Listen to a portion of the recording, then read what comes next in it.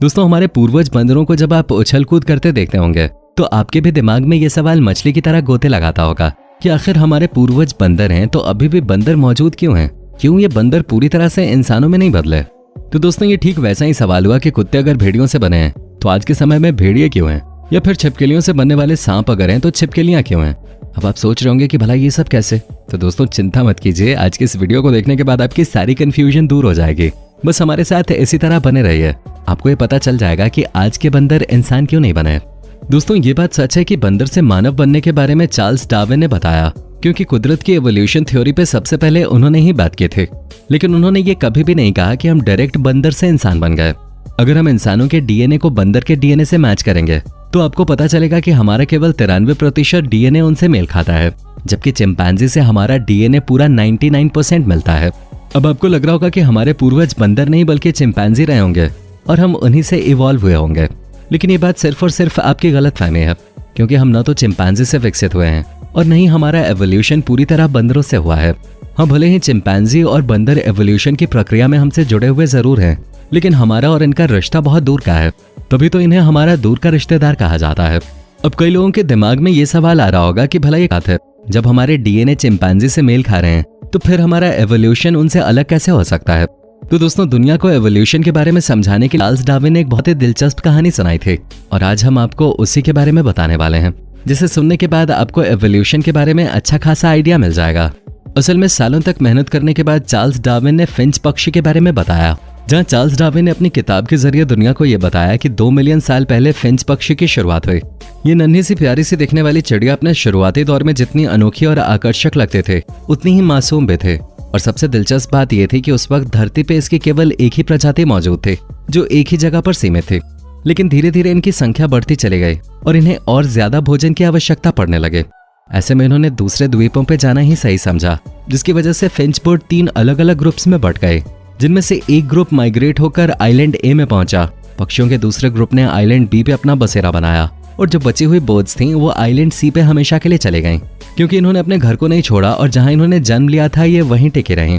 अब माइग्रेट करके नई जगह पे जाने वाले पहले और दूसरे ग्रुप ने अपने अपने आइलैंड के वातावरण में खुद को ढालना शुरू किया, वहां अपने लिए घर बनाया, भोजन की तलाश की। अब दोनों ही आइलैंड्स के रहन सहन और खाने पीने के तरीके में बहुत बड़ा बदलाव था, क्योंकि आइलैंड ए का तापमान, इकोसिस्टम और हैबिटेट आइलैंड बी से बहुत ही अलग था। आइलैंड ए में जो खाने के लिए था वो आइलैंड बी में नहीं था। जहां एक आइलैंड में फल फ्रूट खाने के लिए ज्यादा थे, वहीं दूसरे वाले में कीड़े मकोड़े को खाने के अलावा पक्षियों के पास कोई चारा नहीं था। इस स्थिति में आइलैंड ए पे रहने वाले पक्षियों में फलों को खाने की वजह से हार्ड और लंबी चोंच का विकास हुआ, जबकि कीड़ों को खाने के लिए बड़ी चोंच की जरूरत नहीं थी, लेकिन उन्हें पकड़ने के लिए मजबूती चाहिए थी, जिसके कारण आइलैंड बी पे रहने वाले फिंच पक्षियों की चोंच छोटी ही रही, पर वो पहले से ज्यादा मजबूत हो गई। अपने अपने इलाकों में जिंदा रहने के लिए इनमें कई सारे बदलाव हुए। शुरुआत में तो इन्हें बहुत सी मुश्किलों का सामना करना पड़ा, क्योंकि नए आइलैंड्स का वातावरण पुराने आइलैंड से बहुत ही ज्यादा अलग था। लेकिन मुश्किल हालातों में सरवाइव करने के लिए इन दोनों ही ग्रुप्स ने अपने आप को अलग अलग तरीके से इवॉल्व कर लिया, जिसकी वजह से धरती पे इन पक्षियों की 3 तरह की प्रजातियां देखने को मिलने लगी। पहली वो जिनके पास एक लंबी चोंच थी और वो फल खाते थे। दूसरी वो जिनकी चोंच छोटी और मजबूत थी ताकि वो कीड़े मकोड़ों को खा सकें। और तीसरी प्रजाति वो थी जिन्होंने अपना घर नहीं छोड़ा था और वो पहले जैसी ही रह रही थी। इनमें किसी भी तरह का बदलाव नहीं आया था, क्योंकि ये जन्म से ही उसी वातावरण में रह रहे थे। साफ तौर पे कहा जाए तो आइलैंड सी पे रहने वाली फिंचेस से ही हमें 2 नई प्रजातियां मिली। ऐसे में अगर आप माइग्रेट करके जाने वाली दोनों नई प्रजातियों का डीएनए मिलाएंगे तो इनका डीएनए वही होगा जो सी आइलैंड में रहने वाली फिंचेस का है। हालांकि इन दोनों के रिलेशन एक दूसरे से अलग हैं, जिन्हें हम एक दूसरे के रिश्तेदार कह सकते हैं, ठीक उसी तरह जिस तरह हमारे रिश्तेदार बंदर और चिंपैंजी हैं। क्योंकि दोस्तों फिंच पक्षियों के एवोल्यूशन को समझने के बाद आपको एवोल्यूशन की पूरी थ्योरी अच्छे से समझ में आ गई होगी, जो न केवल पक्षियों के एवोल्यूशन को समझाते हैं बल्कि धरती पे मौजूद हर एक जीव का एवोल्यूशन इसी तरह हुआ है। अब जैसे कि सांप और छिपकली के एवोल्यूशन का सोर्स एक ही माना जाता है, भेड़िए और कुत्ते भी एक ही सोर्स से आते हैं। ऐसे में अगर हम इंसानों की बात करें तो ये बात कहना गलत है कि हम इंसान केवल बंदर या फिर चिंपैंजी से इवॉल्व हुए हैं। हाँ, ये हमारे रिश्तेदार जरूर हैं, जिसमें हमारा और उनका प्राइमरी सोर्स एक ही है। इसी वजह से हमारा डीएनए भी कई मामलों में उनसे मेल खाता है। लेकिन इसका ये बिल्कुल भी मतलब नहीं है कि हम इंसानों का एवोल्यूशन चिंपैंजी से हुआ है या फिर आगे चलकर चिंपैंजी या बंदर इंसान में बदल जाएंगे, क्योंकि वातावरण के हिसाब से खुद को बदलने की जो प्रक्रिया थी वो आज से लाखों साल पहले ही हो चुके हैं। जिन बंदरों को इंसानों में बदलना था वो बदल चुके हैं और जिन्हें उसी वातावरण में रहना था वो आज भी उसी वातावरण में जंगलों में उछल कूद करते हुए नजर आ जाते हैं। जबकि जो बंदर चिंपैंजी का रूप ले चुके हैं, उन्हें अपने वातावरण में रहने के लिए ज्यादा ताकत और ज्यादा बड़ा शरीर चाहिए था, इसलिए आज वो चिंपैंजी के रूप में नजर आते हैं।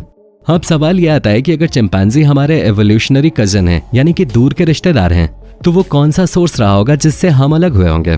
तो दोस्तों, इसका जवाब जानने के लिए हमें समय में बहुत पीछे जाना पड़ेगा, जब इंसानों और चिंपैंजीज ने एक ही सोर्स में विकसित होना शुरू किया था, जिन्हें होमिनोइडिया कहा जाता है, क्योंकि बंदरों की यही प्रजाति हमारी और चिंपैंजी की साझा पूर्वज है। ठीक वैसे ही जैसे आपके और आपके कजन्स के ग्रैंड पेरेंट्स एक ही हैं, शरीर से ये बंदर और इंसान दोनों तरह से दिखाई देते थे। ज्यादातर समय पेड़ों पर रहने के अलावा इन्हें झुककर चलने की आदत थी, क्योंकि इनके पास काफी लंबे हाथ थे। हालांकि इनकी बिल्कुल सटीक शारीरिक बनावट के बारे में बता पाना थोड़ा मुश्किल है, क्योंकि वैज्ञानिक अभी भी इनसे जुड़ी जानकारियां लेने में जुटे हुए हैं। लेकिन एक बात तो साफ थी कि इंसान और चिंपैंजी को दो अलग अलग प्रजातियों में बांटने का काम होमिनोइडिया ने ही किया था। अगर आप चाहें तो इन्हें दिल खोलकर अपना पूर्वज बता सकते हैं, क्योंकि इसी जीव से दो अलग अलग प्रजातियां निकली, जिनमें से पहली थी होमिनोइडिया और दूसरी का नाम था हाइलोबेटिडे। इन दोनों जीवों में नाम का ही फर्क था, क्योंकि एक में हमारी नाक अंदर की तरफ हुई, जो धूल मिट्टी वगैरह को रोक सकते थे, लेकिन वहीं हाइलोबेटिडे की नाक बंदरों की तरह ही थे। ऐसे में होमिनोइडिया ने जब विकास करना शुरू किया तो ये होमोसेपियंस के रूप में नजर आने लगे, और यहीं से हम इंसानों के अस्तित्व की शुरुआत होने लगे। जबकि हाइलोबेटिडे ने गिबन्स का रूप लिया, जो आज भी बंदरों की तरह दिखते हैं।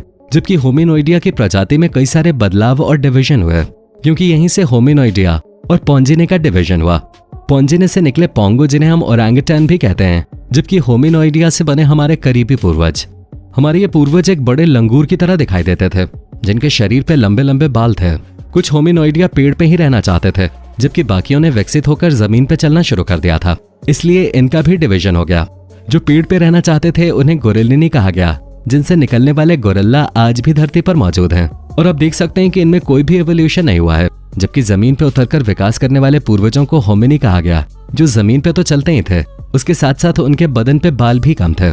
अब होमिनिनी में भी दो डिवीजन हुए, जिनमें से दो ग्रुप अलग अलग लोगों में बंट गए। जहां सबसे पहले जन्म हुआ हमारा यानी कि होमोसेपियंस का, जबकि दूसरे ग्रुप से उत्पन्न हुए बोनोगो और चिंपैंजी। इसी वजह से इन्हें हमारा सबसे करीबी रिश्तेदार कहा जाता है। इन दोनों जीवों का डीएनए हम इंसानों से आज 99% मिलता है। हमारी तरह ये भी काफी दिमाग वाले होते हैं, जो दो पैरों पे चल सकते हैं, और जमीन पे रहने के साथ साथ पेड़ों पे भी ये बड़े आराम से रह सकते हैं। दूसरी तरफ हम इंसान हैं, जिन्होंने धीरे धीरे इतना ज्यादा विकास कर लिया है कि अब हम हर एक चीज को अपने कंट्रोल में करके रखना चाहते हैं। हम भूल जाते हैं कि एक वक्त ऐसा भी था जब हम भी बंदरों की तरह ही दिखते थे, जिनका सिर्फ और सिर्फ एक ही मकसद था, खाना और आराम करना। लेकिन अब दुनिया बदल चुकी है और हम इंसानों ने हद से भी ज्यादा विकास कर लिया है, जो हमारे सिर चढ़ गया है। दोस्तों, उम्मीद है आपको ये समझ में आ गया होगा कि हम इंसानों का विकास किस तरह से हुआ है। बाकी आप कमेंट में वीडियो के बारे में अपनी राय देना ना भूलें और चैनल को अभी के अभी सब्सक्राइब कर लें।